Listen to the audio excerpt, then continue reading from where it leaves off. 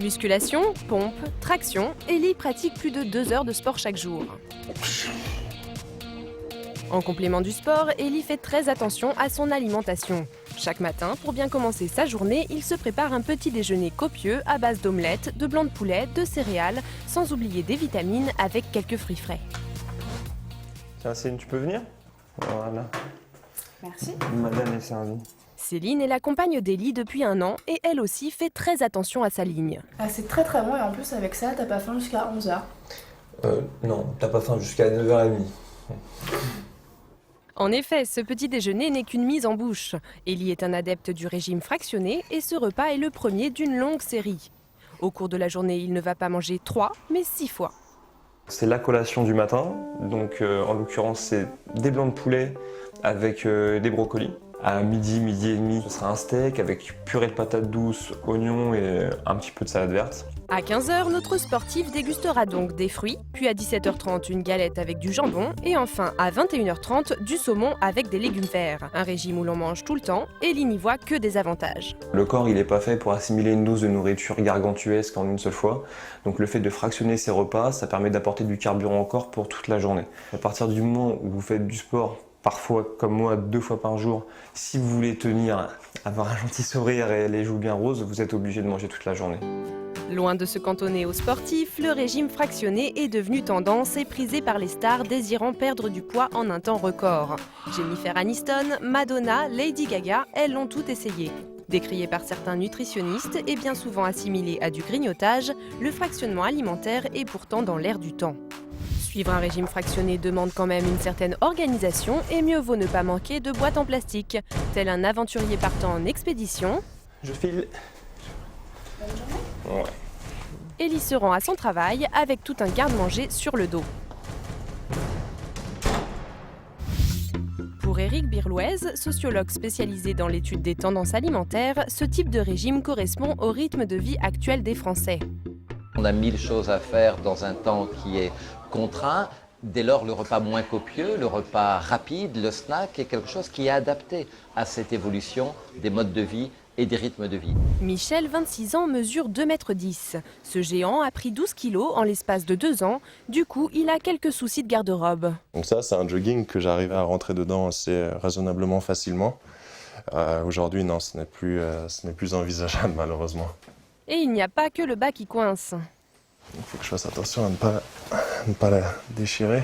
Je préfère m'arrêter là parce que si je remets un coup là, j'ai peur de carrément la déchirer. Désormais, pour s'habiller, il doit commander ses vêtements sur Internet. Maintenant, c'est vrai que je suis dans une période où même sur Internet, je suis dans les limites. Si je prends encore un petit peu de poids, que j'augmente un petit peu mon tour de taille, ça sera terminé. Il ne me restera plus que l'option du vrai sur-mesure. Et qui là, par contre, là, ça sera un autre budget.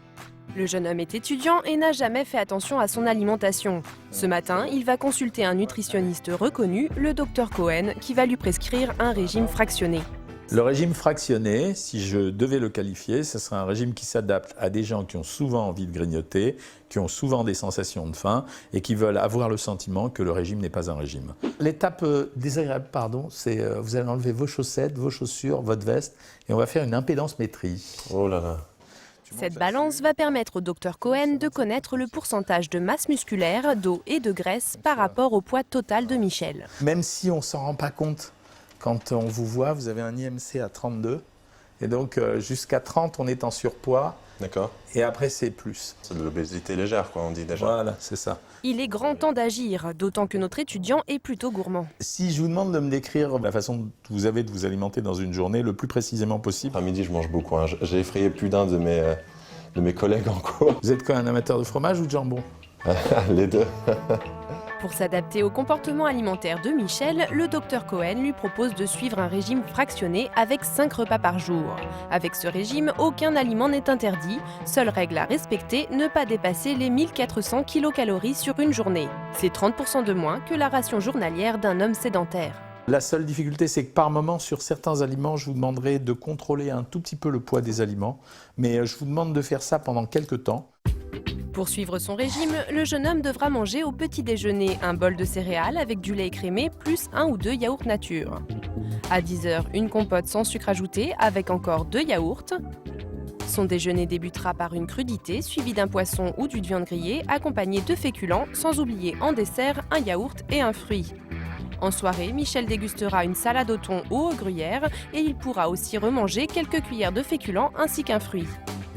Avant de se coucher, le jeune homme aura quand même droit à un petit casse-croûte de rigueur, 2 tranches de jambon glissées dans un bout de baguette. Pas de quoi rêver. Ah, ça. Ce qui fait perdre du poids, c'est la baisse de l'énergie absorbée. Donc je suis obligé de contrôler combien on mange. Mais une fois que vous avez le calibrage à l'œil, ça m'est complètement égal. Ça veut dire que c'est vous qui décidez ce que vous faites.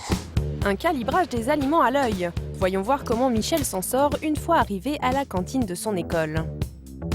Alors, je vais vous prendre des pommes de terre. Mais je vais prendre le sauté de porc, s'il vous plaît. Bon bah à l'œil, il y a un peu trop de porc et de pommes de terre sautées. L'assiette avoisine les 500 kcal. Notre étudiant va devoir réfréner ses envies s'il veut respecter son régime. Prochain arrêt, le buffet des entrées. Là, c'est le rayon. Si tu veux pas grossir, tu viens ici. Je vais me lancer sur des concombres. Je vais même prendre un peu de carottes râpées. Ce qui n'est pas ma tasse de thé, mais enfin bon. La raison l'emporte, mais va-t-il résister au dessert? Il y a un flan qui a l'air plutôt sympa. Allez, je vais me lancer sur le yaourt nature. dont je ne suis pas un grand fan. La quantité que je mange là, je vous assure que là, il n'y a pas beaucoup sur mon plateau. C'est protéines, comme il a dit, un peu de féculents et le yaourt nature pour le dessert, très important. Donc voilà, je pense avoir fait à peu près le tour de ce qu'il m'a dit, quoi. Michel est fier de lui. En même temps, il vient juste de commencer son régime fractionné. Un régime qui est pourtant loin de faire l'unanimité. Pour Pascal Modaille, nutritionniste, il a de nombreux effets pervers. Je pense que le régime fractionné, c'est une fausse bonne idée. La fonction de l'alimentation, au-delà de nous nourrir, c'est aussi la relation aux autres. Quand vous êtes invité chez des copains, théoriquement, avec ce régime fractionné, vous devez manger très peu. Mais si le repas est sympathique, vous n'allez pas vous désolidariser des autres en mangeant moins. Et ces régimes fractionnés qui sont extrêmement structurés, extrêmement rigides, font oublier le plaisir, la convivialité, peuvent entraîner des troubles du comportement alimentaire et au final ne font jamais maigrir. Ce soir, Michel a organisé un apéro pour ses amis. L'occasion pour lui de tester une nouvelle fois sa volonté Bonsoir, comment vas-tu? et de recueillir leurs avis. De ce que le docteur Cohen m'a dit, il m'a recommandé de manger 6 fois en 18 heures, donc c'est toutes les 3... 6 fois 6 fois par jour, ouais. Oh, donc tu manges plus Là, que quelqu'un qui ferait pas de je régime. mange plus souvent, attention, il faut Oui, faire attention aux mots. Je mange plus souvent, mais je mange moins. Quand est-ce qu'il se repose ton système digestif à ce moment-là? Oh, quand est-ce qu'il se repose? Oui, c'est Moi je trouve ça bizarre. la nuit, non? Tu trouves ça bizarre? Ah, tu es sceptique. Si Ève n'y croit pas vraiment, Victor, lui, semble plutôt convaincu. Le plus dur quand tu fais un régime, je crois que c'est la sensation de faim, t'as faim tout le temps, t'as l'impression de te priver de trucs. Et là, le fait que tu me dises que tu manges 6 fois par jour, quelle que soit la portion, au moins je pense que t'as pas ce côté frustration que t'as dans le régime, quoi. Aucune frustration, du plaisir et des kilos en moins, cela semble trop beau pour être vrai. En tout cas, 2 semaines plus tard, les résultats sont là. Michel a déjà perdu près de 4 kilos. Allez Michel. Ah, merci les amis.